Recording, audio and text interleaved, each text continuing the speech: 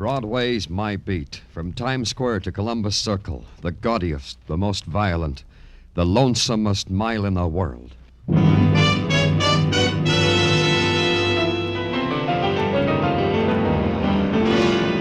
Broadway's My Beat, with Larry Thor as Detective Danny Clover.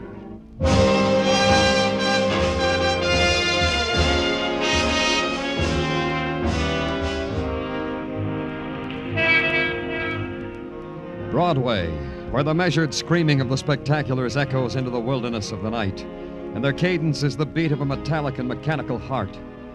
This is the rhythm of the life you're assigned to on Broadway. There's nothing you can do about it. You challenge it with a whisper or a plea or a cry, and there's no one to hear it, because Broadway's ears are tuned only to the throb of the mechanical heart. It's Broadway, My Beat.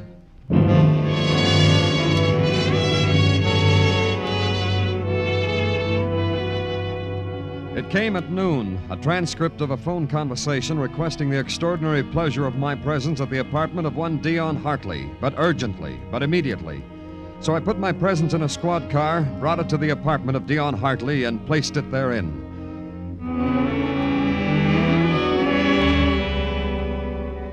It was an experience. The apartment seemed to contain everything exquisite that had been fashioned or dreamed by men, all in crystal glass cases, all tagged with little golden medallions, and all ruled over by Dion Hartley, but exquisitely. This excruciatingly lovely Grecian statuette, Mr. Clover. You want to know what it cost? No, not particularly. Of course you do. It cost me my most precious emotions, even a few pennies of my soul, if I had one. A devastating price to pay, Mr. Clover, for a lousy statue. If you say so. You're delightful, Mr. Clover. You want to know why I sent for you? Fatally, inevitably, you. Now I'm here, I might as well know. For a very simple reason. I am going to be murdered. Don't look at me that way, Mr. Clover. I'm quite serious. Tell me about it. Look about you, Mr. Clover.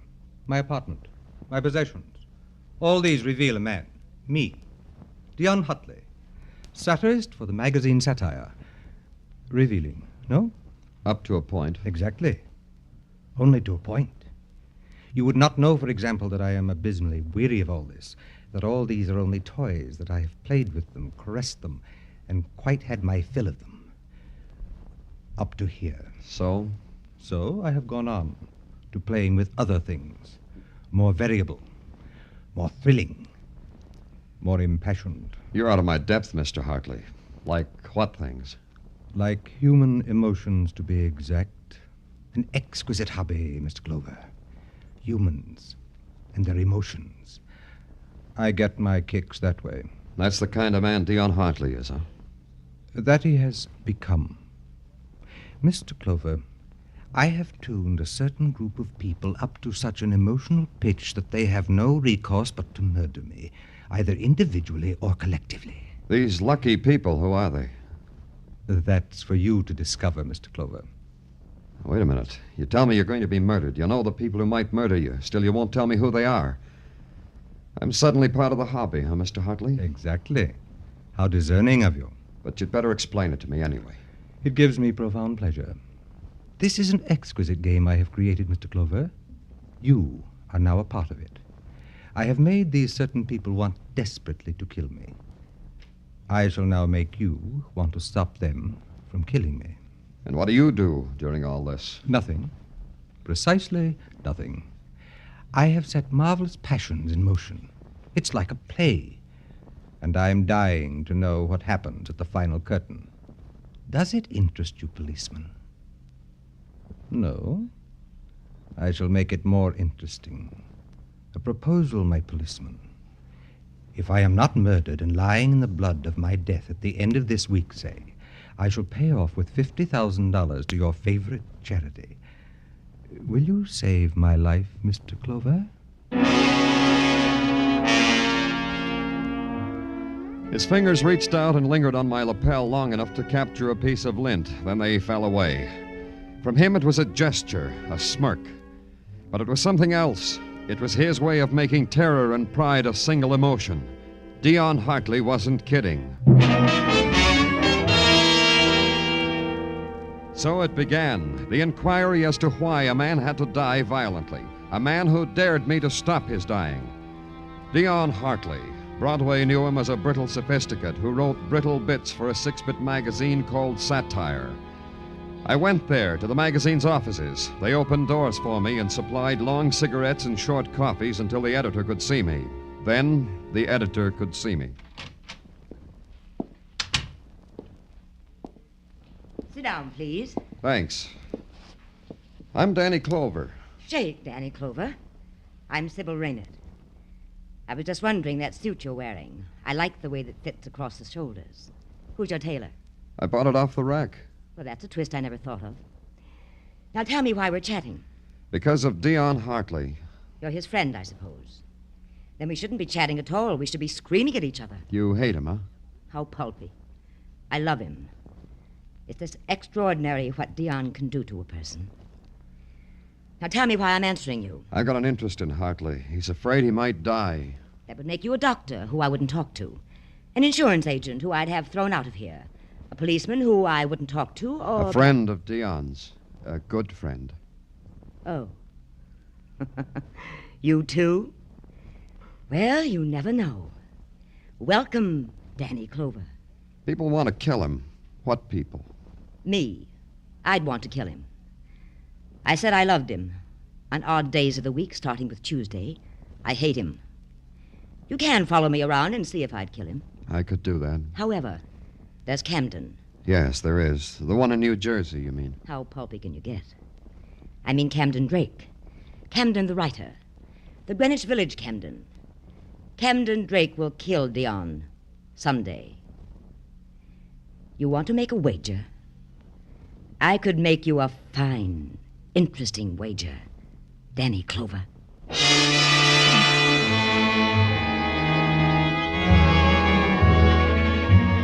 It was weird. It made no sense. A policeman tracking down a crime that hadn't been committed. A crime wanted and willed by a man who knew its shape was his own death by murder, and who had called in a policeman to prevent it, if the policeman could. Any setup as insane as that takes special handling. So I handled it in a special way. Sybil Reynard had given me the cue. She wouldn't talk to a policeman, she said.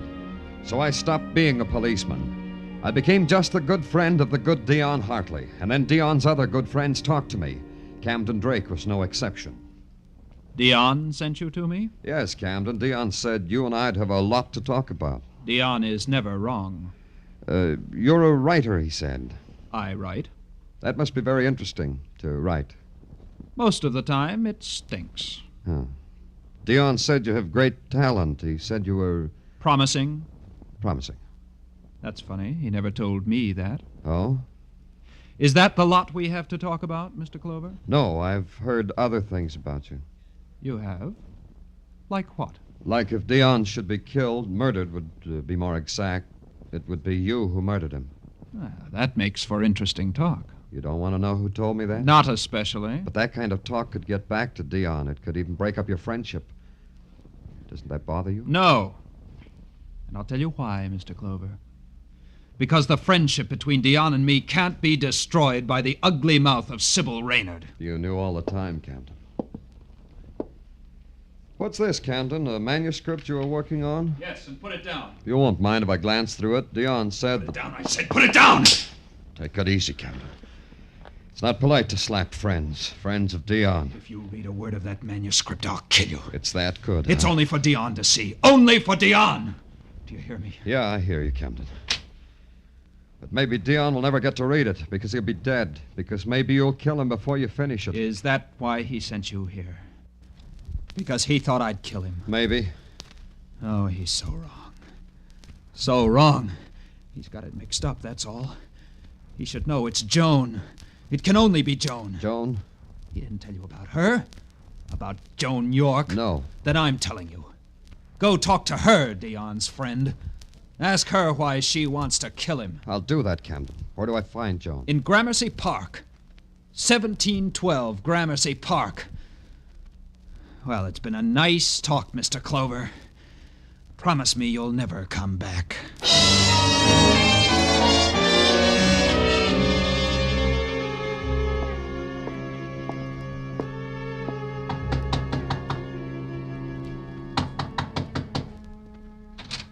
Yes, who is it?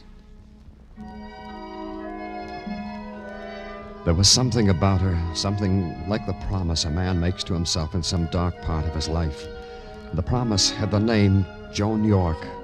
Her dark hair clouded to her shoulders, and her eyes were soft. The planes of her face, her mouth.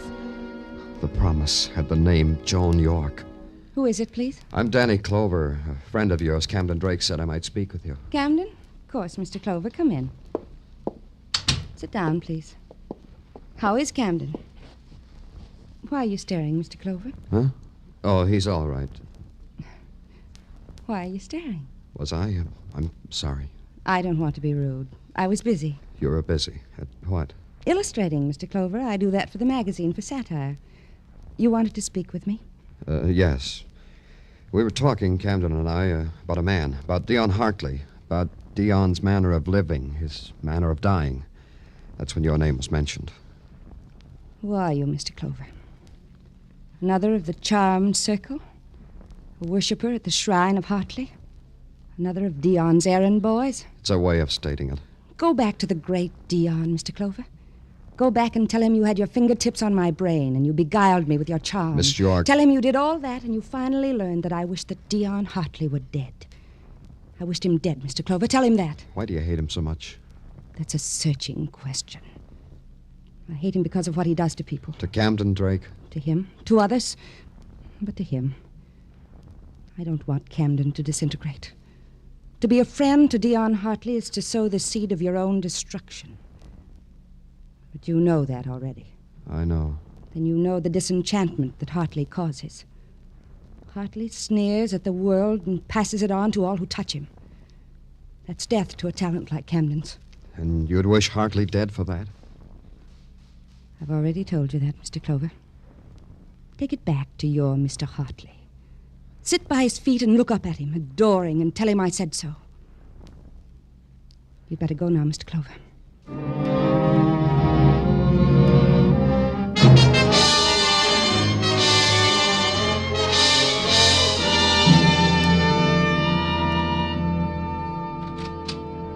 Can I talk to you now, Danny?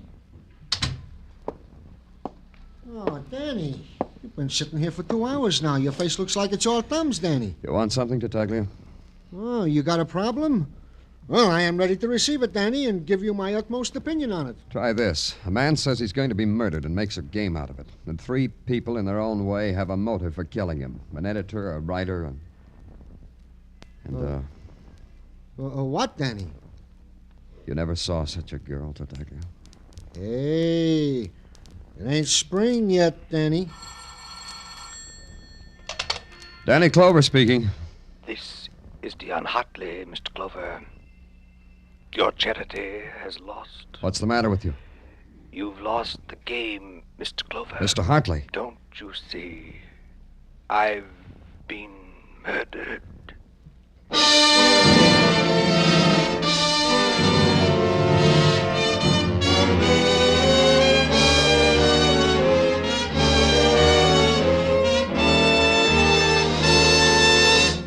You are listening to Broadway Is My Beat, written by Morton Fine and David Friedkin, and starring Larry Thor as Detective Danny Clover. Money, music, fun, and action. Whatever you want, CBS has it for you this Saturday night. Money, $53,000 in cash and prizes in Sing It Again's Phantom Voice Jackpot. Fun, a full measure with the Goldbergs, with Arthur Godfrey's Digest, with the campus kids of Young Love. Music, how can you beat that hour with Vaughn Monroe and Gene Autry? And action, you'll get it with Gangbusters. They're all heard every Saturday on most of these same CBS stations. So be listening.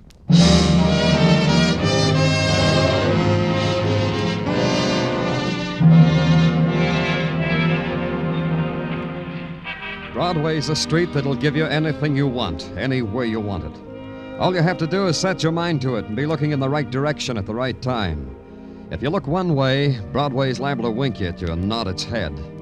But look another way, you're liable to get a newspaper shoved in your face. That's so you'll see the headline up close.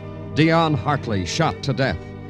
Then you keep on investing in later editions to find out what juicy set of circumstances made Dion Hartley a murder victim. It was my job to gouge out the facts. At headquarters, Sergeant Gino Tartaglia summed it up tersely. Oh, we got a murder mystery on our hands, Danny. You think so, huh? Yeah. And you would have nothing to worry about if he was just frisbeeing a button. Look, Tartaglia, I've got troubles enough. Huh? Well, what troubles?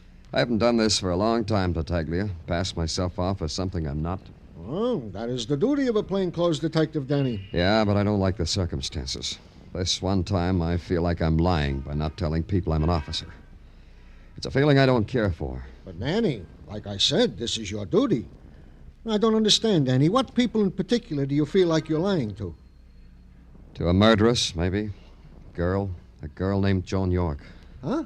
Sounds funny, huh? Danny, you shouldn't let certain things blind you to other certain things. Sure. I'll wait till I'm a little older, huh? I guess it's like this. I've just got a strange idea Joan York's got the best reason for killing Hartley. I hate the idea.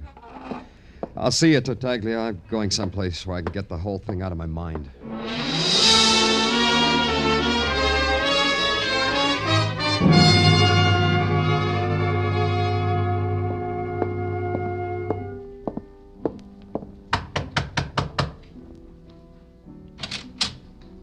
Joan, What is it? What do you want, Mr. Clover?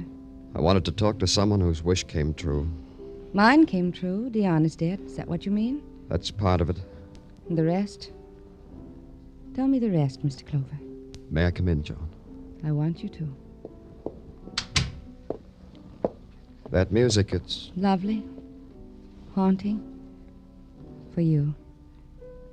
Is it like that for you, Mr. Clover? like that, but more like... Where's it coming from? Man in the apartment across the air shaft. He's a student. He plays like that 4 hours a day. 4 hours? To the minute. But we can't let it stop us, can we? We have to talk about Dion's murder, you and I. Why do you say that? Because that's why you came here to me. Because you were Dion's friend. And because you were Dion's friend, you want to know if I killed him. There could be another reason.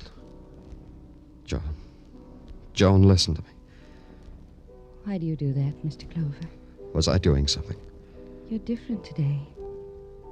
The way you say my name, it's gentle. Makes me want to run to you like a child. I didn't mean... No. Please don't be embarrassed. It's me. It's the way I talk. Words have no meaning unless they say what you mean. That makes it easier. You were right, Joan. I want to know if you killed Dion Hartley. I have to know. I have to. Listen to me, Joan. You wanted him dead. You had a motive. At least the police would call it motive. I hated Dion for destroying people I've loved. Is that motive for killing a man? Yes. A good one, don't you think, Mr. Clover? You tell me, Joan. I'll tell you. But not now. Not now. When? Later. Take me to dinner, Mr. Clover. The Casca. It's a little restaurant with music. Just down the street. 8 o'clock. Is that all right for you? 9 o'clock? I'll be there, Joan. Thank you, Mr. Clover.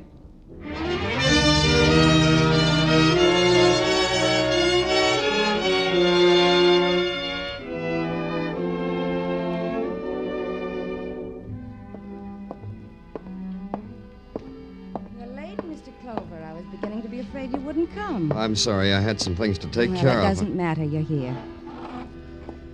Hungry? Only to talk to someone. You. Are you hungry? No. Then we can just sit and talk. I've been thinking, Danny, What?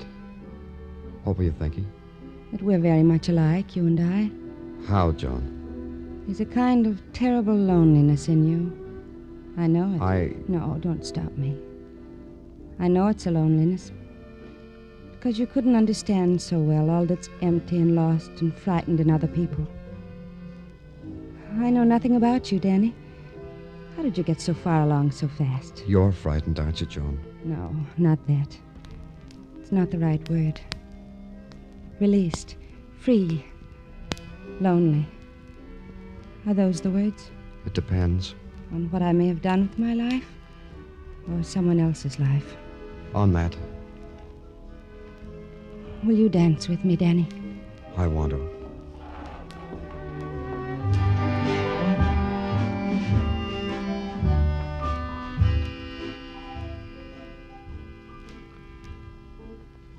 Could you kill Danny? What? A man like Dion Hartley. Could you have killed him? I don't know. I think you could have. A man like that. Did you? Somewhere, somehow, he must have given you motive, too. No, I didn't kill him, Joan. I know you didn't. I just wanted you to consider it for a moment. The thought of killing Dion. It didn't revolt you, did it? Did it, Danny? Dance with me, Danny. Dance with me. Well, well, well. If it isn't Joan Girl, complete with nothing. Hello, Camden. Goodbye, Camden. Camden, please. Please. I like that when you say please to me, Joan. It's like the old golden days before Dion Hartley. Whatever it is, take it somewhere else, Camden. That cut it, didn't it, Joan? That shining thing we had, you and I. Dion loused it, didn't he? Didn't he, Joan? Yes, he made it rotten. He made it filthy. He made me want no part of you or of him. So you killed him, huh? You killed him! You killed the best thing that ever happened to me! You killed him! Take it easy, Camden. Take it easy. The people are... Take your hands off me! Take them off! Easy, kid. Easy. I told you! Maybe now you'll believe me. Yeah, that's twice now, Camden. I owe you something. Here, you two. Break it up. Break it up. What do you two bums want, all right? Hey, What's the matter, officer? You want something, officer? Keep away from me. But I said keep away. Okay, but it shall be as you wish. Are you coming quiet, or do I use this stick on you? All right, that's better. Come on.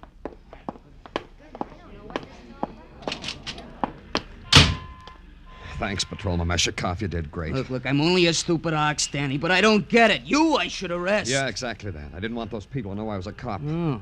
I want this to look legitimate. Call me a paddy wagon officer. I want to go to jail.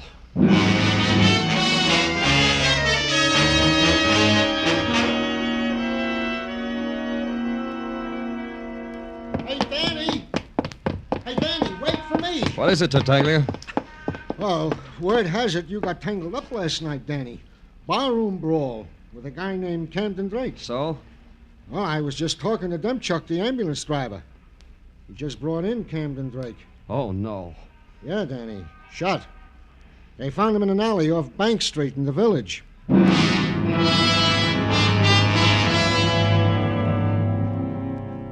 I only kidded myself for a couple of hours longer. I told myself maybe Sybil Raynard, the editor of Satire. I told myself that and had her checked and found out she'd flown to Florida immediately after my interview with her and had been confined to her room with the flu since she got off the plane. Airtight. Then I stopped kidding myself. I set everything up with headquarters and walked to where I had to go. And all the way there, the streets were gutters. And where I walked, people looked away.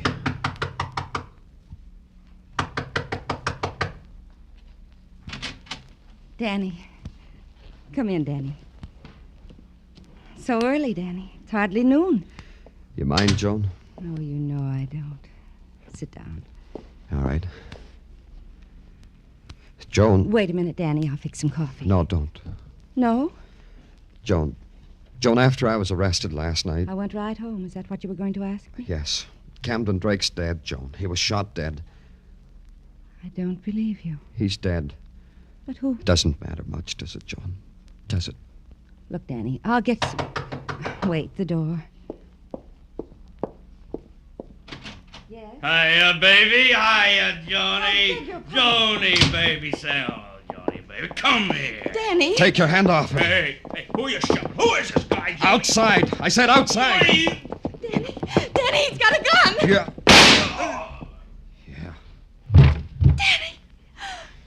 Danny, what did you do? Don't worry about it, Joan. I'll get him out of here. But you've just... He's dead, isn't he? Get away from him, Joan. You don't have to look at him. Look, listen to me. I'll get him out of here. This doesn't have to concern you at all. You understand that, don't you? Where will you go, Danny? I've got some money. Europe, maybe. I don't know. Take me with you. What? Take me, Danny. I just killed a man, Joan. You don't deserve to share that. Danny. You just stay here. I'll get rid of him. Danny, I killed Dion Hartley. Don't stare at me, Danny. Yes, I killed him. I think you knew that, didn't you, Danny? Now you know. Now it makes everything all right. You can take me with you, Danny, both of us. Joan. Yes, and Camden Drake, too. I killed him, Danny. Now you can take me, Danny. Now we've got two awful secrets we can share. It's better. Why? Why did you do it, Joan? I had to. I thought I was in love. In love with Camden. Dion was squeezing Camden's soul. I killed him. And the boy? It was easy. You heard Camden. He didn't want me. Camden knew what I'd done and said he was going to the police. It didn't matter after that. After you... Didn't you know, Joan? No. No what? I'm a policeman, Joan. Danny. Get up, McGibbon. You can get up now. Yeah. Okay, Danny. Danny! Danny, no! No! Danny, you! No! No!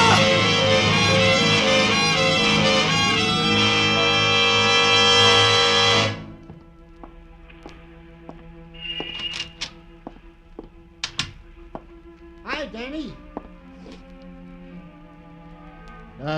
Nice morning, huh, Danny?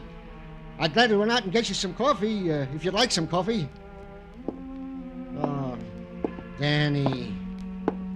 Danny? These things. Sorry, Danny.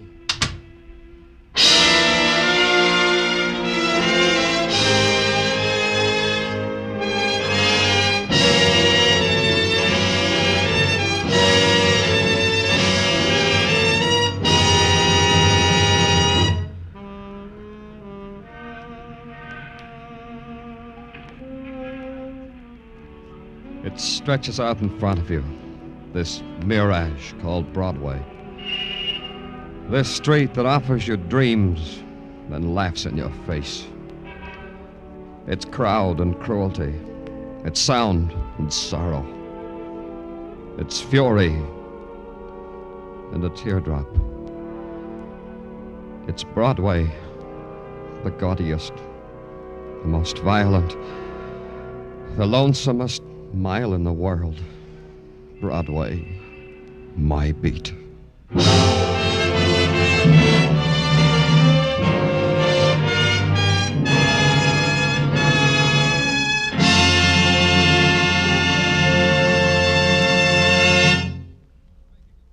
Broadway Is My Beat stars Larry Thor as Detective Danny Clover with Charles Calvert as Tartaglia.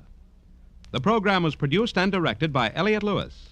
The musical score was composed and conducted by Alexander Courage. The cast tonight included Ann Stone, Virginia Gregg, Elliott Reed, Ted Osborne, Bert Holland, and Jack Crucian.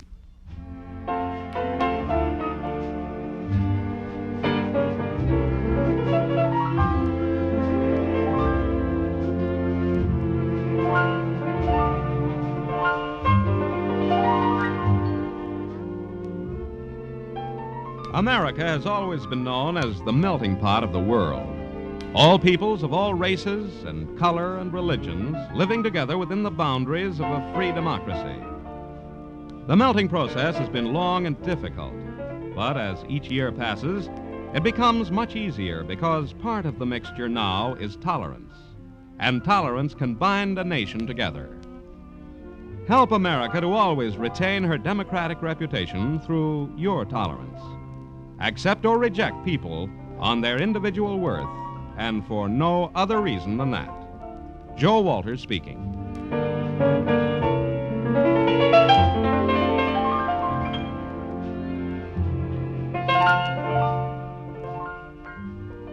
This is CBS, where you'll find Broadway Is My Beat every Friday night, the Columbia Broadcasting System.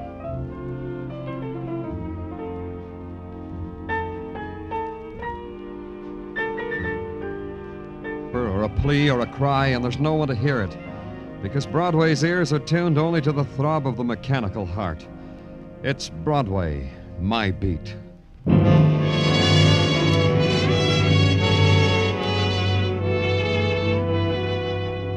It came at noon, a transcript of a phone conversation requesting the extraordinary pleasure of my presence at the apartment of one Dion Hartley, but urgently, but immediately. So I put my presence in a squad car, brought it to the apartment of Dion Hartley, and placed it therein.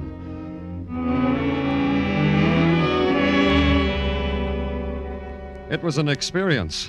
The apartment seemed to contain everything exquisite that had been fashioned or dreamed by men, all in crystal glass cases, all tagged with little golden medallions. And Mr. Clover, I have tuned a certain group of people up to such an emotional pitch that they have no recourse but to murder me, either individually or collectively. these lucky people, who are they? That's for you to discover, Mr. Clover. Wait a minute. You tell me you're going to be murdered. You know the people who might murder you. Still, you won't tell me who they are. I'm suddenly part of the hobby, huh, Mr. Hartley? Exactly. How discerning of you. But you'd better explain it to me anyway. It gives me profound pleasure. This is an exquisite game I have created, Mr. Clover. You are now a part of it. I have made these certain people want desperately to kill me. I shall now make you want to stop them from killing me. And what do you do during all this? Nothing. Precisely nothing. Satirist for the magazine Satire. Revealing, no? Up to a point. Exactly.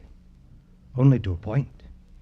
You would not know, for example, that I am abysmally weary of all this, that all these are only toys, that I have played with them, caressed them, and quite had my fill of them. Up to here. So? So I have gone on to playing with other things, more variable, more thrilling, more impassioned. You're out of my depth, Mr. Hartley. Like what things? Like human emotions, to be exact. An exquisite hobby, Mr. Clover. Humans and their emotions. I get my kicks that way. That's the kind of man Dion Hartley is, huh? That he has become.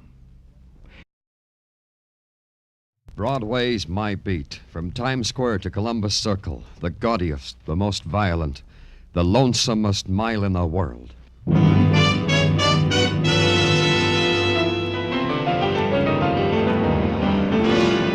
Broadway's My Beat, with Larry Thor as Detective Danny Clover.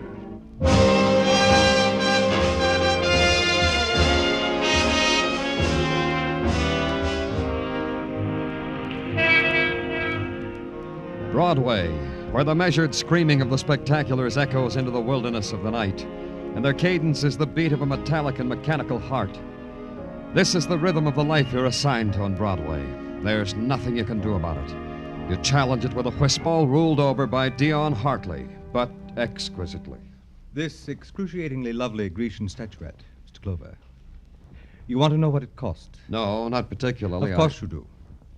It cost me my most precious emotions, even a few pennies of my soul, if I had one. A devastating price to pay, Mr. Clover, for a lousy statue. If you say so. You're delightful, Mr. Clover. You want to know why I sent for you? Fatally, inevitably, you. Now I'm here, I might as well know. For a very simple reason. I am going to be murdered. Don't look at me that way, Mr. Clover. I'm quite serious. Tell me about it. Look about you, Mr. Clover. My apartment, my possessions. All these reveal a man. Me. Dion Hartley.